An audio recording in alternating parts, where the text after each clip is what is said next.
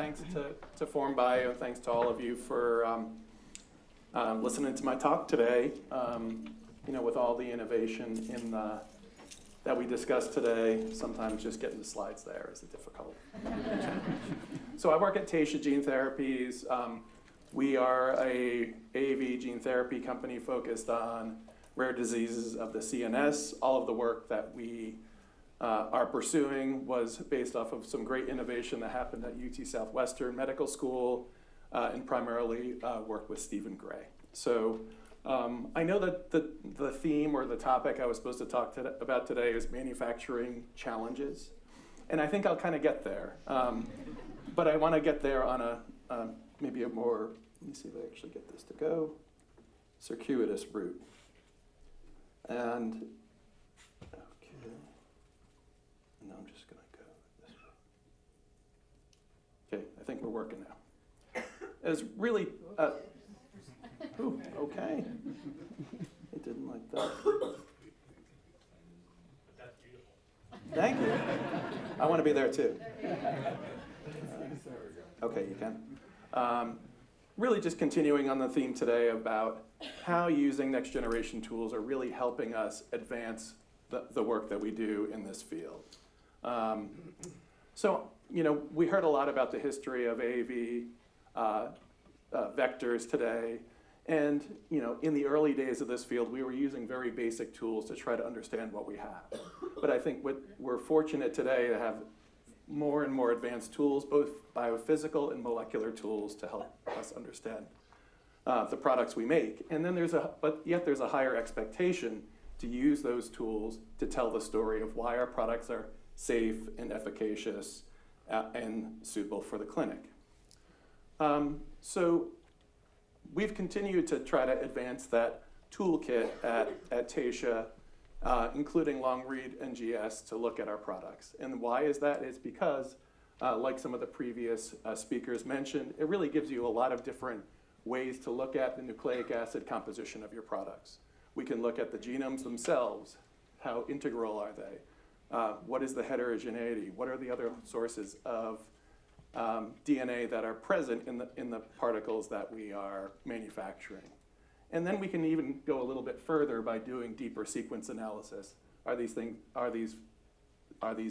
DNA pieces functional, or are they not? So I really want to start, even though this is a manufacturing challenges talk, around construct evaluation. And Adam introduced this really nicely in one of the earlier talks. So the general state of the field, and this is the way most of our clinical candidates have been developed, is we come up with a great idea for a payload to address a particular therapeutic need. Select a promoter based on strength, tissue tropism, or the like, based on experience, and then add control elements, decide what design we prefer, and then we make it. And then we, if that product works in a model system, an animal system, we move to tox. If we move to tox and it looks good, then we move to the clinic. And so this really leaves us with we rely on that design to define what our product is. And in biologics, we often say it's the process is the product. But I think what we're learning along the way is the vector design becomes the product that we have to describe and manufacture day to day. So I wanted to just share some experiences that we had in our portfolio of products at Taysha. We have a number of different designs that were produced for various disease indications, whether they be self-complementary or single-stranded, and with different promoter elements. And using next-generation sequencing, we can ask the question, what's the quality of the vector DNA that's been packaged? What is the percentage of full length? How much co-packaged accessory DNA is there? And although we're using our regular release methods for analysis, we've added PacBio sequencing as an orthogonal method. And so here's some of the examples of some of the things we've learned. That we have some designs, like have been discussed earlier, that have excessive truncations. And this seems to be independent of manufacturing process. For example, you could see with payload 2 on the right, products made by two very different methods, a suspension HEK process, column purified, and an adherent process with density gradient purification. And you can see an extensive amount of truncation.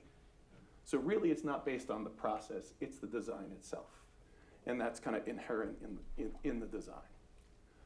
The nice thing that we've learned along the way, though, that agarose gels can generally correlate with that, so it's a quick read.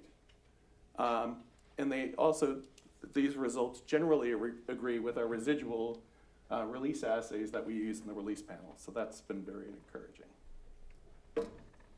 We do have other designs that are largely intact, and you can see that in the gels, as well as in the fraction of full-length genomes we see by NGS.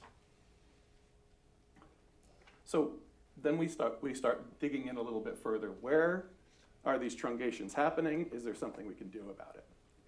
So here's an example where we were able to identify a hotspot within one of the promoters at the beginning of our open reading frame.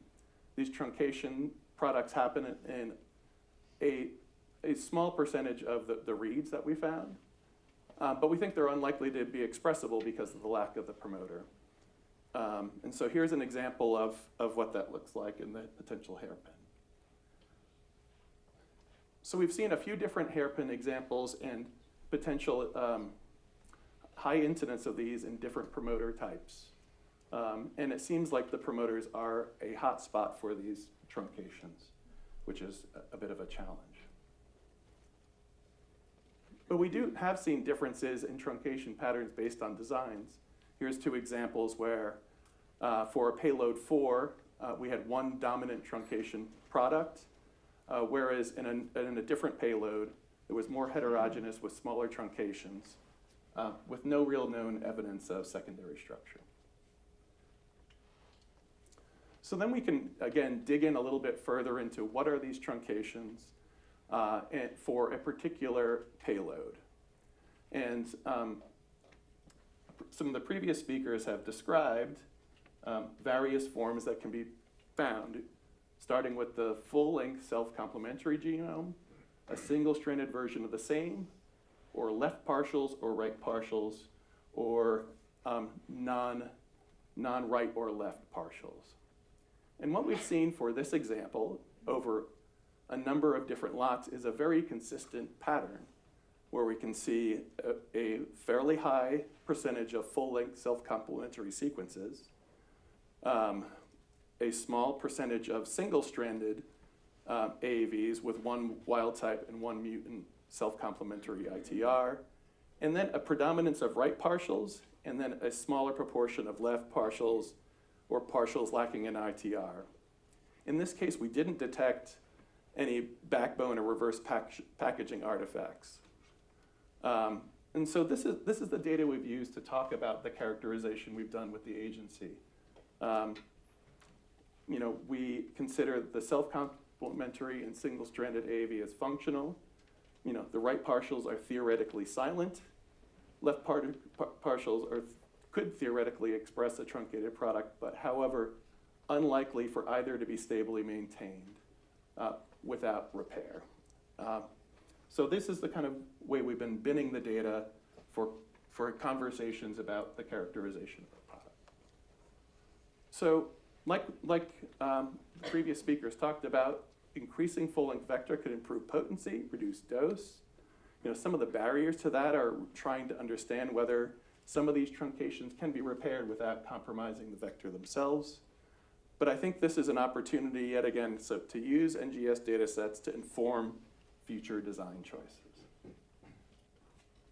So in the next section, I just want to talk about how we've been using batch analysis using NGS routinely for batch analysis and comparability, and how that's helped us in having conversations with the agency around our products.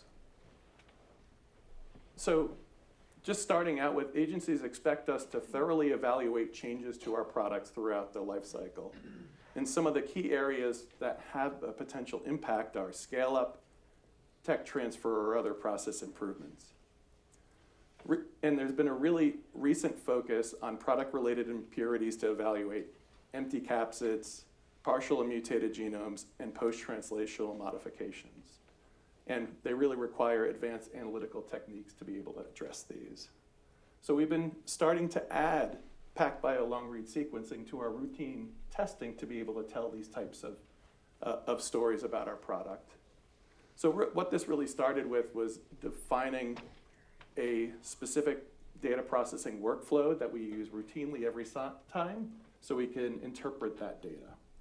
And so we've been working with PacBio and FormBio to do that analysis to be able to put together these data packages.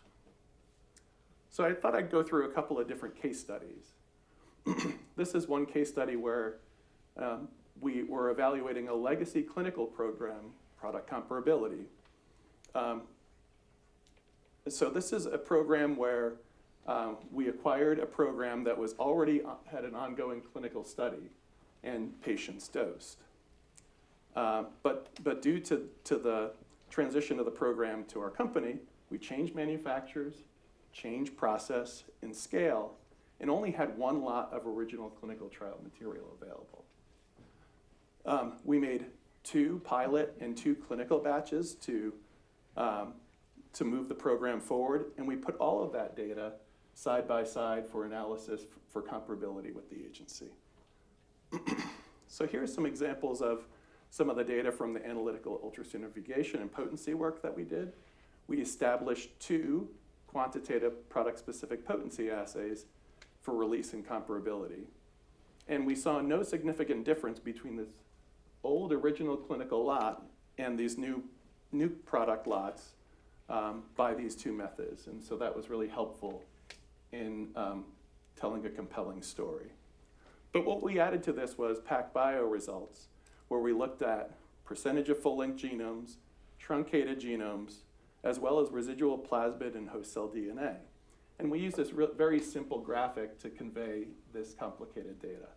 And when we shared this data with the agencies agreed that the product was suitable for a future pivotal study. So it really becomes a compelling additional data set to telling the story of our products. So another different way we've been using NGS is in support of potency assays. Agencies expect sponsors to develop potency assays that reflect the mechanism of action of the payload. But there are a lot of different genes that we can encode that aren't enzymes and aren't easy to have a quantitative functional measurement for. So the question is, what do we do next? I think many of us in the field have been working on quantitative gene and protein expression assays, and those are product-specific and quantitative, but they can't really measure product function. So this is an example of a potency assay matrix that we put together for our lead Rett syndrome program, Taysha 102. We developed a mini MECP2 gene expression assay that we use for characterization, as well as a phase 1, phase 2 infectivity method that's part of our release panel. And then we developed a gene expression assay in addition. So that was all that we were able to develop in time for our phase 3 studies, while we continue to work on our mechanism of action assay. And when we were able to complement this data with NGS data, we were able to instill confidence with the agency that the sequences are correct, and that's something you can't verify with protein expression on its own. So that was really helpful in terms of telling the story of moving this program forward and giving confidence. And one thing to note that the agencies considered Sanger sequencing to support that insufficient.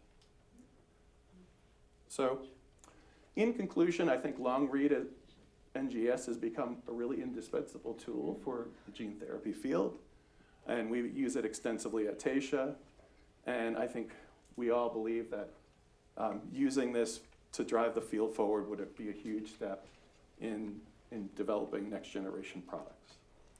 So I want to acknowledge the technical analytical development and translational sciences team, the FormBio team, and some notable Taysha alumni who are in the audience.